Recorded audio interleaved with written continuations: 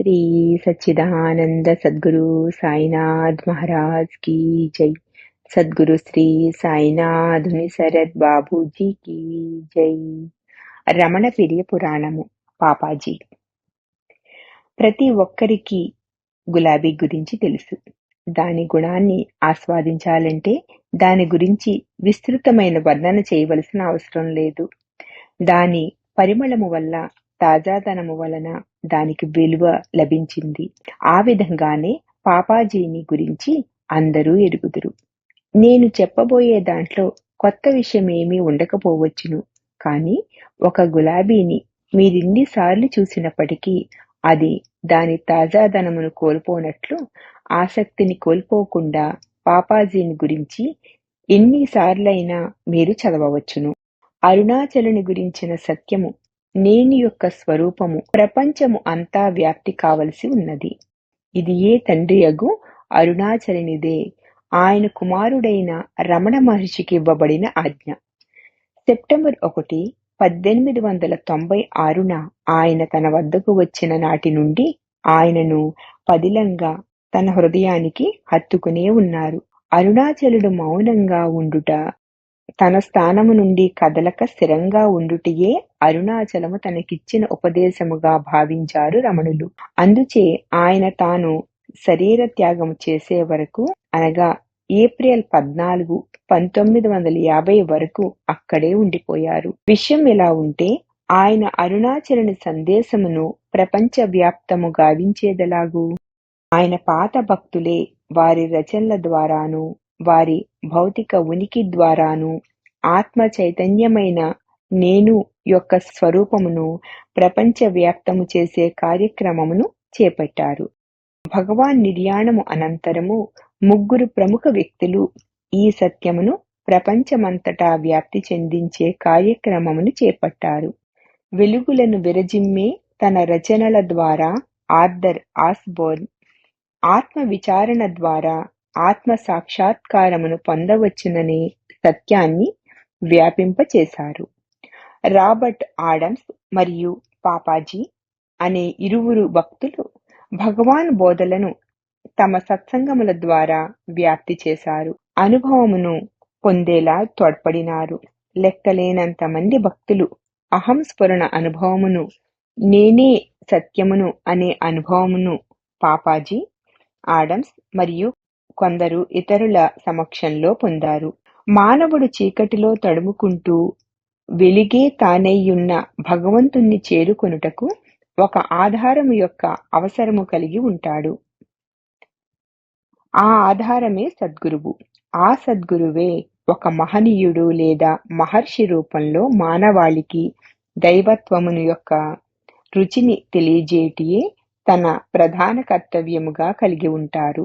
దైవము యొక్క దూతలు యేసుక్రీస్తు, రామకృష్ణ పరమహంస, భగవాన్ రమణ వంటి అనేక మంది మహనీయుల రూపంలో వస్తారు. వారు మరికొందరు దూతల సాయముతో మానవులు దేవుని మరింత సులభంగా చేరుకున్నట్లు మరియు మానవునికి దైవమునకు మధ్యన మరింత దృఢమైన బంధము ఏర్పడునట్లు చూస్తారు. యేసుక్రీస్తు, సెయింట్ పీటర్, సెయింట్ జాన్ మరియు ఇతరుల ద్వారా ఆ పనిని చేశారు.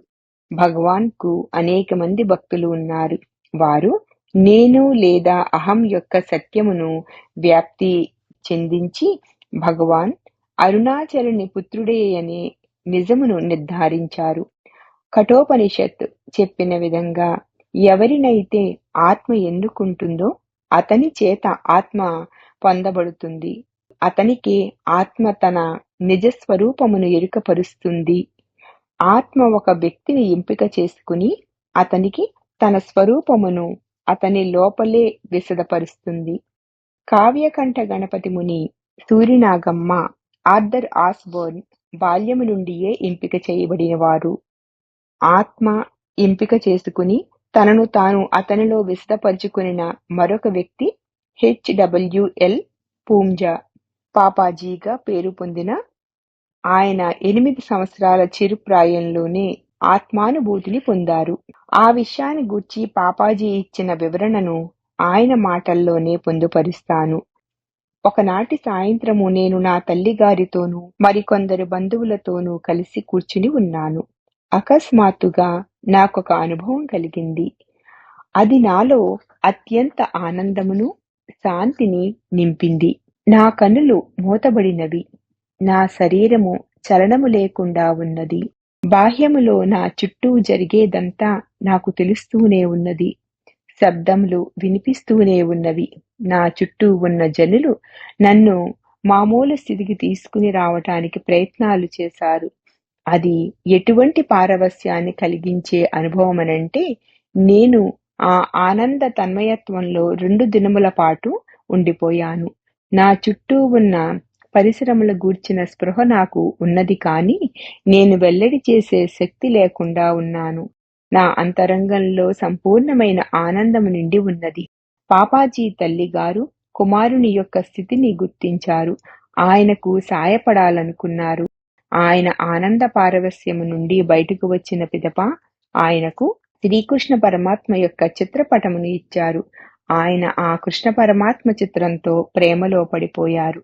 ఆయన తల్లిగారు శ్రీకృష్ణుని పూజించమని చెప్పగా త్వరలోనే ఆయన ఒక భక్తునిగా మారిపోయారు. ఆయన భక్తి ఎంత తీవ్రంగా ఉండేదనంటే, ఆయనకు శ్రీకృష్ణుని దర్శనం లభిస్తూ ఉండేది. ఆయన తరచుగా కృష్ణునితో ఆడుకుంటున్నట్లు భావిస్తూ ఉండేవారు. పాపాజీ కోరినప్పుడల్లా ఆ పటములో ఉన్న విధంగానే శ్రీకృష్ణుడు దర్శనమిస్తూ ఉండేవారు. ఆయన ఆటలు ఆడటము కుటుంబంలోని వారు చూస్తుండేవారు గాని ఆయన ఎవరితో ఆడుతున్నారో వారినెన్నడూ చూడలేకపోయేవారు. పాఠశాల యందు బుద్ధుని చిత్రము ఆయనను ఆకర్షించింది. అది ఆత్మసాక్షాత్కారమును పొందిన పిమ్మట బుద్ధుడు చిక్కి శల్యావస్థలో ఉన్నప్పటి చిత్రము. పాపాజీ బుద్ధుని జీవితమును గురించి క్షుణ్ణంగా అధ్యయనం చేశారు. ఆయన కౌమారావస్థలో అంటే 13-19 సంవత్సరాల మధ్య కాలంలో ఉండగా ఆయనకు ఆధ్యాత్మిక అనుభవాలు కలుగుతూనే ఉండేవి. ఎందుకనంటే ఆత్మ ఎవరిని ఎంపిక చేసుకుంటుందో వారికి ఎప్పుడు ఏది ఇవ్వాలో దానికి తెలుసును గనుక. ఆయనకు దేవతల దర్శనములు కలిగి ఆయనను తన్మయత్వంలో పడవేసేవి. కాని ఎల్లప్పుడూ ఆయన తాను 8 సంవత్సరాల ప్రాయంలో పొందిన ప్రశాంతతను, ప్రగాఢ శాంతిని గాఢంగా వాంఛిస్తూ ఉండేవారు. అప్పటి హిందూ గృహములలో ఉండే సాంప్రదాయం ప్రకారం ఆయన తల్లిదండ్రులు ఆయనకు 16 ఏళ్ల ప్రాయంలోనే వివాహం జరిపించారు. వివాహము అగుటతోటే కుటుంబ బాధ్యత నెత్తిన పడింది. ధన సంపాదన ప్రారంభించమని తండ్రి కోరిన కోరికపై పాపాజీ మిలిటరీ అకాడమీ అంటే సైనిక శిక్షణ శిబిరములో అధికారిగా అంటే ఆఫీసరుగా శిక్షణ పొందుటకు చేరారు.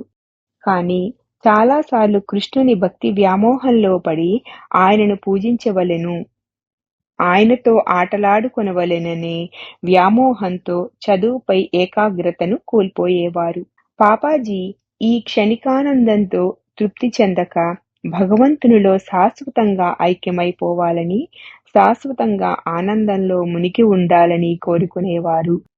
దైవంతో శాశ్వతంగా ఉండిపోవాలనే కోరిక తీవ్రతరమై ఆయన తన భార్యను తన తండ్రి ఇంట వదిలి దైవంతో శాశ్వత అనుసంధానం అంటే లేదా నివాసం కలిగించగలవారి కొరకు వెతుక్కుంటూ వెళ్లారు. ఆయన భారతదేశం మొత్తము పర్యటించి సాధువులను, ఆశ్రమవాసులైన స్వాములను కలుసుకున్నారు. ఆయన ఎల్లప్పుడూ అడిగే ప్రశ్న, మీరు దైవాన్ని దర్శించారా? మీరు నాకు దైవమును చూపించగలరా? ఆయన పొందిన సమాధానాలు ఆయన భ్రాంతిని తొలగించాయి. విశ్వాసమును కోల్పోయి ఆయన ఇంటికి తిరిగి వచ్చారు. కాని ఆయనలోని అగ్ని ఇంకా చల్లారలేదు. ఆయన తన గృహమునకు వచ్చిన సాధువులకు భోజనం పెట్టి వారిని ఈ ప్రశ్నలు అడుగుతూ ఉండేవారు. ఒకరోజు ఒక సాధువు వారి తలుపు తట్టారు. పాపాజీ ఆ సాధువును సాదరంగా ఆహ్వానించి చక్కటి భోజనం పెట్టారు. తాను సాధారణంగా అడిగే ప్రశ్ననే ఆయనను అడగగా ఆయన నవ్వుతూ, మీరు అడిగే ప్రశ్నలకు సమాధానమివ్వగల స్వామిని మీకు నేను చూపించగలను అని బదులిచ్చారు. పాపాజీ వెంటనే ఆయన ఎక్కడ ఉన్నారు, ఆయన పేరేమిటి అని ప్రశ్నించారు. ఆయన పేరు రమణ మహర్షి. ఆయన అరుణాచలములో రమణాశ్రమము అనే పేరు కలిగిన ఆశ్రమములో ఉంటారు అని చెప్పారు. ఆ సాధువు రమణాశ్రమమునకు ఎలా చేరుకోవాలి అనే వివరాలను ఆయనకు తెలిపారు. ఎట్టకేలకు దైవమును చేరుకొనుటకు మార్గమును చూపగల స్వామిని కలుసుకొనబోతున్నానని పాపాజీ ఆనందం పట్టలేకపోయారు. ఆ సమయంలో పాపాజీ పేదరికంలో ఉండేవారు.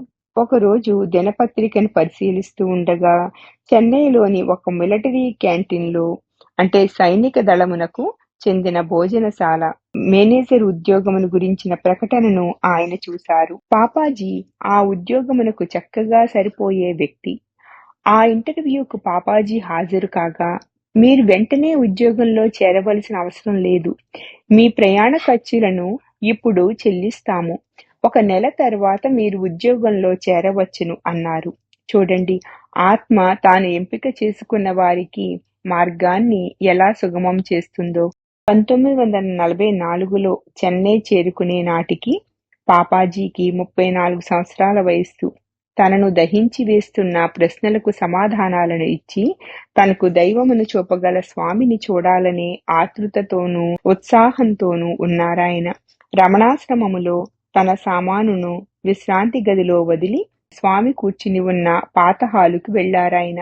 ఆయన కిటికీ గుండా తొంగి చూశారు. అక్కడ చూసిన దృశ్యంతో ఆయన ఎంతో నిరుత్సాహమును ఆగ్రహమును పొందారు. ఆయన తనలో తాను ఈ విధంగా అనుకున్నారు: పంజాబుకు వచ్చిన సాధువే ఇక్కడ కూర్చుని ఉన్నారు. తన స్వంత పేరును చిరునామాను ఇచ్చి ఇప్పుడిక్కడ సోఫా మీద కూర్చుని ఉన్నారు. ఆయన ఒక మోసగాడు. నేనిక్కడ 1 నిమిషము కూడా ఉండను. ఆయన ఆగ్రహము ఆ విధంగా ఉన్నది. విసుగుతో పొగలు సెగలు కక్కుతూ విశ్రాంతి గదికి వెళ్లి పాపాజీ హడావుడిగా తన మోటాముల్లే తీసుకుని వెళ్లిపోబోయారు. కాని ప్రేమ్జీ దొరాబ్జీ అనే ఒక పాత భక్తుడు ఆయనతో, మీరు 1 గంట కూడా ఇచ్చట గడపలేదు, అంత దూరము నుండి వచ్చి ఎందుకంత హడావుడిగా వెనుకకు వెళ్లిపోదామనుకుంటున్నారు అన్నారు.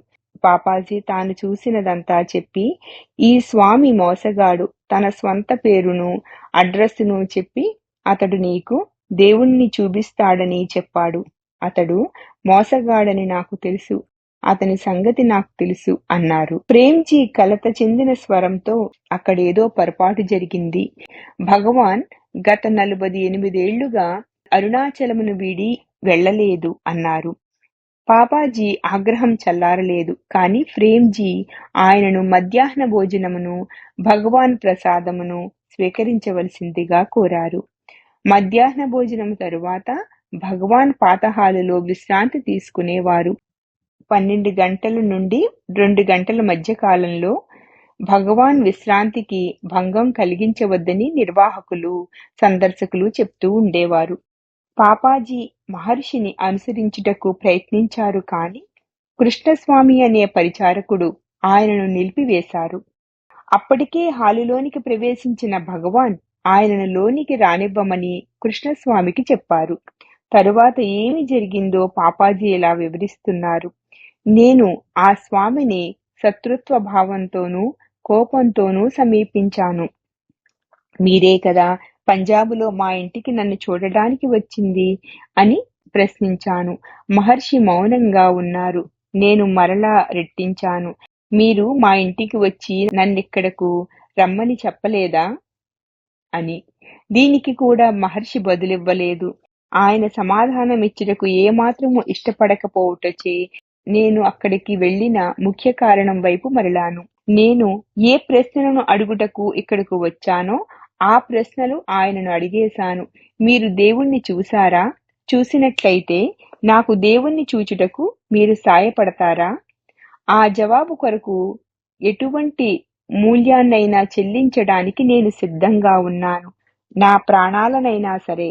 కాని ఈ బేరంలో మీరు చేయవలసిందేంటంటే మీరు నాకు దేవుణ్ణి చూపించి తీరాలి. స్వామి ఇలా బదులిచ్చారు: లేదు, నేను మీకు దేవుణ్ణి చూపించలేను. నేను మీరు దేవుని చూచుటకు సాయపడలేను. ఎందుచేతననంటే దేవుడు చూడబడే వస్తువు కాదు కనుక. దేవుడే కర్త, ఆయనే ద్రష్ట, అంటే చూసేవాడు.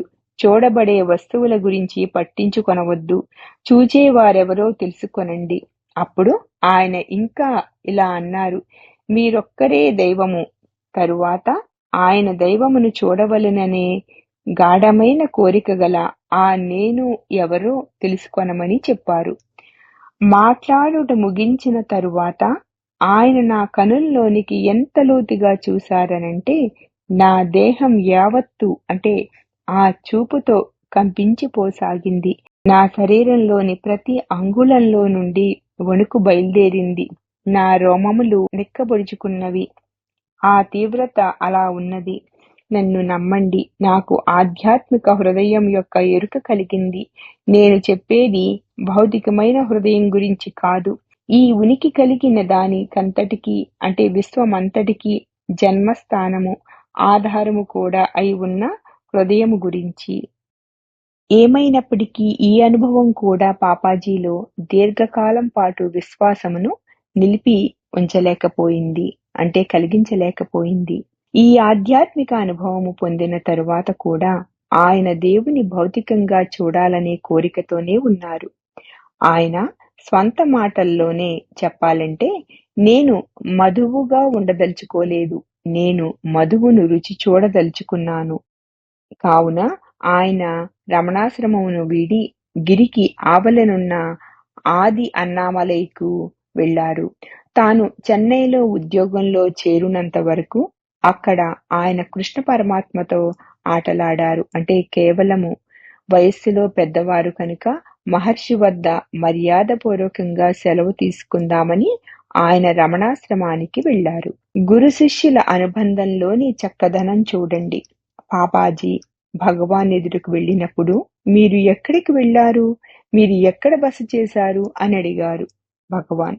భగవాన్ సాధారణంగా అటువంటి ప్రశ్నలను అడగరు. గిరికి ఆవల వైపున అని పాపాజీ బదిలిచ్చారు. మీరు అక్కడ ఏం చేస్తున్నారు అన్నారు భగవాన్. నేను నా దైవమైన కృష్ణునితో ఆటలాడుతున్నాను అన్నారు పాపాజీ.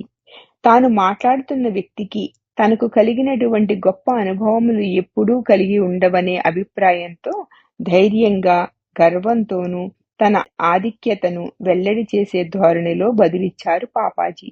అలాగా అన్నారు భగవాన్ ఆసక్తితోనూ ఆశ్చర్యంతోనూ. చాలా బాగుంది. ఇప్పుడు కూడా మీరు ఆయనను చూస్తున్నారా అని ప్రశ్నించారు భగవాన్. లేదండి, నేను చూడటం లేదు. నాకు దర్శనములు కలిగినప్పుడు మాత్రమే ఆయనను చూస్తాను అన్నారు. అప్పటికి కూడా పాపాజీ తన ఆధిక్యత పట్ల ఆనందంతో ఉన్నారు. ఎందుకంటే మహర్షికి తనకు కలిగినటువంటి దర్శనములు ఎన్నడూ లభించి ఉండవు అనే నిశ్చయంతో. అయితే కృష్ణుడు వచ్చి మీతో ఆటలాడి తరువాత అంతర్ధానమవుతారన్న మాట. అప్పుడు గంభీరమైన వాక్యము వెలువడింది. ప్రత్యక్షమవుతూ అంతర్ధానమవుతూ ఉండే దేవుని వల్ల ప్రయోజనమేమిటి? ఆయన నిజమైన దైవమే అయితే ఆయన అన్ని వేళలా మీతో పాటే ఉండాలి. ఈ వాక్యము వెనుక ఉన్న గాంభీర్యము కూడా పాపాజీని ఒప్పించలేకపోయింది. ఆయన చెన్నై వెళ్లి ఉద్యోగంలో చేరారు. ఆయన అప్పటికి బాహ్యంలో కనిపించే దైవం పట్ల ఆకర్షితులై తన కృష్ణునితో ఆటలు ఆడుతూనే ఉన్నారు. ఆయన పని ముగించుకుని ఇంటికి రాగానే ఒంటరిగా కూర్చుని కృష్ణనామమును 25,000 సార్లు జపించేవారు. ఆయన తరువాత దానిని రెట్టింపు చేశారు. ఒకరోజు ఉదయాన్నే ఎవరో తలుపు తట్టారు. శ్రీరాముడు, సీతాదేవి, లక్ష్మణుడు, హనుమంతుడు ప్రత్యక్షమై దర్శనమిచ్చారు. కొద్దిసేపటికి వారు అంతర్ధానమైపోయారు. తరువాత తాను అంతకు ముందు చేసినట్లుగా ఏకాగ్రతతో జపం చేయలేకపోతున్నట్లు ఆయన కనుగొన్నారు. తాను అంతకు ముందు పారాయణం చేసే గ్రంథములను కూడా ఆయన చదవలేకపోయారు. ఎందుకనంటే ఆయన మనసు ఏ ఆలోచనలు లేక నిశ్చలంగా ఉండుటచే ఆ నిశ్చల మానసిక స్థితి ఆయనకు ఆశ్చర్యం కలిగించింది. తరువాత ఆయన పూజాగదిలో రమణులు నవ్వుతూ కనిపించారు. అప్పుడు ఆయనకు గుర్తుకు వచ్చింది, మహర్షి సన్నిధిలో ఇటువంటి ప్రశాంతతనే తాను అనుభవించినట్లు. ఆయన తనలో తాను అనుకున్నారు, నేను వెళ్ళి ఆయనను అడుగుతాను, నాకు ఏమి జరిగిందని. నేను ఇదివరకు చేసే మతపరమైన సాధనలేమీ ఇప్పుడు చేయలేకపోతున్నాను. ఆయన అరుణాచలమునకు వెళ్లారు. మళ్ళీ అదే విధంగా జరిగింది. మధ్యాహ్న భోజనమైన పిదప ఆయన మహర్షిని కలవాలనుకున్నారు. కృష్ణస్వామి ఆయనను మరలా నిలిపివేశారు. మరలా భగవాన్ ఆయనను లోనికి రానివ్వమని చెప్పారు. ఆయన భగవాన్ ముందు కూర్చున్నప్పుడు ఈ విధంగా జరిగింది. నేను భగవాన్ ఎదురుగా కూర్చుని నా జీవిత కథను చెప్పసాగాను. గత 25 సంవత్సరాలుగా నేను సాధన చేస్తున్నాను. నేను కృష్ణనామాన్ని రోజుకు 50,000 సార్లు వరకు కూడా జపించాను. నేను చాలా ఆధ్యాత్మిక గ్రంథాలను కూడా చదువుతున్నాను. శ్రీరాముడు, సీతాదేవి, లక్ష్మణుడు, హనుమంతుడు నాకు వారి దర్శన భాగ్యమును ప్రసాదించిన తరువాత నేను నా సాధనను కొనసాగించలేకపోతున్నాను. నేను ధ్యానము చెయ్యలేకపోతున్నాను. నేను గ్రంథములు కూడా చదవలేకపోతున్నాను. నేను అంతరంగము లోతులలో ప్రశాంతతను అనుభవిస్తున్నాను. ఏమైనప్పటికీ దేవుణ్ణి వెతకాలనే కోరిక లేకుండా పోయింది. దైవ చింతనలో లగ్నమై ఉండుటకు నా మనసు అంగీకరించుటలేదు. నాకేమి జరిగింది? నేనేమి చెయ్యాలి అని నేను మహర్షిని అడిగాను. మహర్షి నా వైపు చూసి, మీరు చెన్నై నుండి ఇక్కడకు ఎలా వచ్చారు అని అడిగారు. ఆ ప్రశ్న ఎందుకు అడగవలసి వచ్చిందో నాకు అర్థం కాలేదు. అయినా మర్యాదగా రైలులో అని బదులిచ్చాను. మీరు తిరువణమలై స్టేషనుకు వచ్చినప్పుడు ఏం జరిగింది అని ఆయన అడిగారు. నేను రైలు నుండి దిగగానే టిక్కెట్ ఇచ్చివేసి ఆశ్రమానికి తీసుకుని వెళ్ళుటకై ఒక ఎద్దుల బండిని మాట్లాడుకున్నాను. మీరు ఆశ్రమమునకు చేరుకుని బండివానికి పైకమిచ్చిన తర్వాత ఏం జరిగింది అని అడిగారు మహర్షి.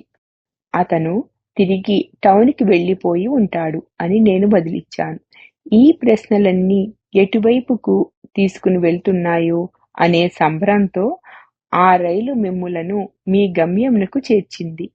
మీరు ఆ రైలు నుండి కిందకి దిగేశారు. ఎందుకంటే ఆ రైలుతో మీకిక పని లేదు గనుక. ఎద్దుల బండి విషయంలో కూడా ఆ విధంగానే జరిగింది. అది మిమ్ములను ఆశ్రమం వద్దకు చేర్చగానే దాని నుండి మీరు దిగేశారు. ఇప్పుడు ఇక్కడ ఉన్నారు కనుక మీకు రైలుతోనూ బండితోనూ పనిలేదు. అవి మిమ్ములను ఇక్కడకు చేర్చడానికి సాధనలుగా ఉపయోగపడినవి.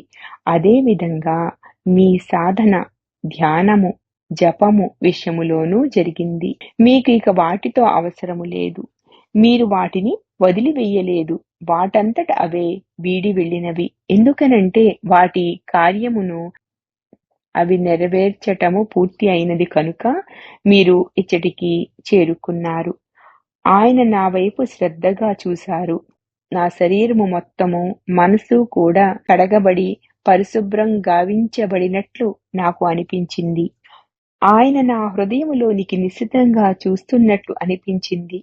సమ్మోహనపరిచే ఆయన యొక్క దృష్టితో నా శరీరంలోని ప్రతి అణువు శుద్ధి చెయ్యబడినట్లు అనిపించింది. శరీరంలో ఏదో మార్పు సంభవించింది.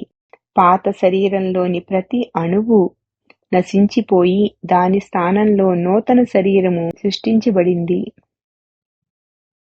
నాతో మాట్లాడిన ఆ వ్యక్తి నిజానికి నేనేదై ఉన్నానో అదేనని, నేను ఎల్లప్పుడూ అంటే అనాదిగా ఏదిగా ఉన్నానో అదేనని అప్పుడు నేను అర్థం చేసుకున్నాను. నాకు నా స్వస్వరూపము యొక్క ఎరుక కలగగానే ఆ గుర్తింపు యొక్క ప్రభావం వెంటనే తెలిసింది. గుర్తింపు అనే మాటను నేను ఉద్దేశపూర్వకంగానే వాడాను. ఎందుకంటే ఆ అనుభవం నాకు విశదపడగానే 8 సంవత్సరాల ప్రాయంలో లాహోర్లో నేను పొందిన అనుభవం వంటిదే ఇది అని నాకు తెలిసింది. అది అప్పుడు కాకతాళీయంగా జరిగి ఉండవచ్చు.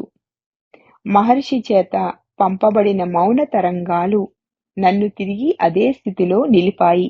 కానీ ఈసారి ఆ స్థితిలో శాశ్వతంగా నిలిచిపోవటం జరిగింది. తిరిగి ఆ పూర్వపు బాల్య స్థితిలోనికి వెళ్ళవలననే అనేది కోరికతో దైవమును బాహ్యంలో దర్శించాలని కోరుకున్న ఆ నేను మహర్షి నాకు విశదపరిచిన ఆత్మ యొక్క ప్రత్యక్ష జ్ఞానము, ప్రత్యక్ష అనుభవంతో అంతరించిపోయింది. ఆ స్పష్టమైన అనుభవమును నేను వర్ణించలేను. ఎందుకంటే ఆ విషయంపై వ్రాయబడిన గ్రంథములన్నీ కూడా ఆ అనుభవమును మాటలు వర్ణింపజాలవని పేర్కొనిన విషయం నిజమే. అసలైన ఆ అనుభవం వర్ణనకు అతీతమైనది. దాని ఉపరితల విషయములను గురించి మాత్రమే నేను మాట్లాడగలను. నా శరీరంలోని ప్రతి జీవకణము, ప్రతి అణువు కూడా వాటికి ఆధారభూతమైనట్టి చైతన్యము యొక్క ప్రత్యక్ష జ్ఞానము, అనుభవము లభించుటచే ఒక్కసారిగా జాగృతమైనాయి. నా ఆధ్యాత్మిక అన్వేషణ ముగిసినదని నాకు తెలిసినది. ఏమైనప్పటికీ ఆ జ్ఞానము యొక్క మూలము ఎల్లప్పుడూ వర్ణమునకు అతీతముగానే ఉంటుంది. ఇదే పాపాజీ యొక్క నిజమైన అంతిమమైన సాక్షాత్కారము. ఆ అనుభవము సంభవించినప్పుడు దైవము యొక్క దర్శనమును లక్ష్య పెట్టవద్దని, అంటే పట్టించుకొనవద్దని, ఆ దేవుని చూడవలననుకునే వాని స్వభావమును, వాని మూలమును గురించి అన్వేషించమని మహర్షి పాపాజీకి సలహానిచ్చారు.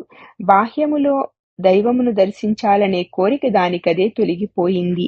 పాపాజీ ఎంతో దయతో ఈ అనుభవమును సాధకులమైన మనతో పంచుకున్నారు. పాపాజీ ఇలా అన్నారు: ఇప్పుడు వెనుదిరిగి చూసుకుంటే నేనెవరు అనే ప్రశ్నను ఎన్నో సంవత్సరాలకు ముందే నేను వేసుకుని ఉండవలసినదని అనిపిస్తున్నది. నాకు 8 ఏళ్ల ప్రాయములో చైతన్యం యొక్క ప్రత్యక్ష అనుభవము కలిగినది. మిగిలిన జీవితమంతా తిరిగి ఆ స్థితికి చేరుకోవాలనే ప్రయత్నంలో గడిచిపోయింది.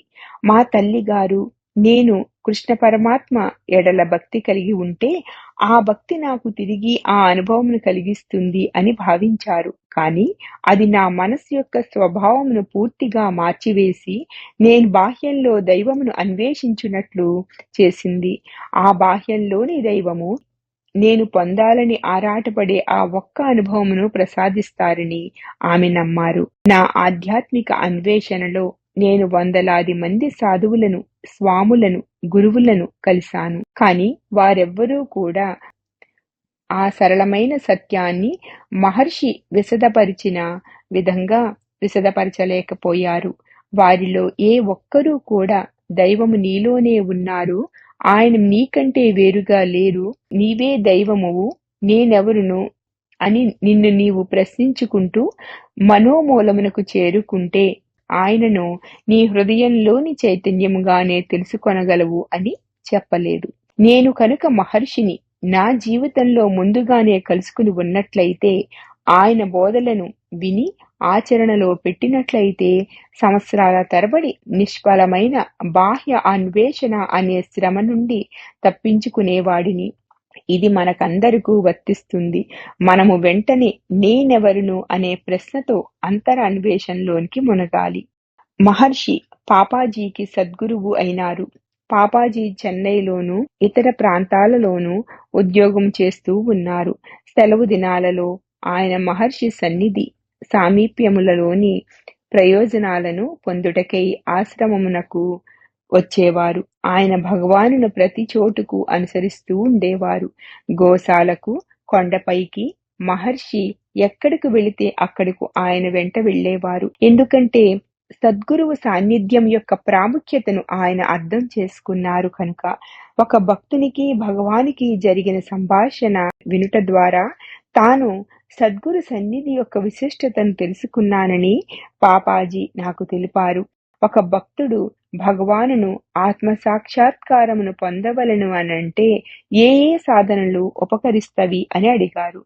భగవాన్ పవిత్ర గ్రంథాలలోని బోధలు, సాక్షాత్కారమును పొందిన వారి యొక్క బోధలు అందులకు ఉపకరిస్తవని బదులిచ్చారు.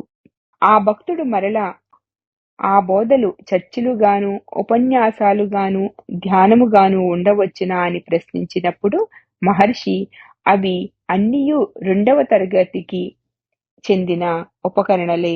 అత్యంత ఆవశ్యకమైన ఉపకరణము సద్గురువు యొక్క అనుగ్రహమే.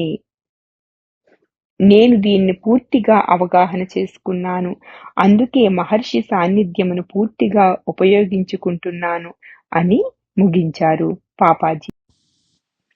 శ్రీ సచ్చిదానంద సద్గురు సాయినాథ్ మహారాజ్ की जय. सद्गुरु श्री साईनाथ मुनिसरद बाबू जी की जय.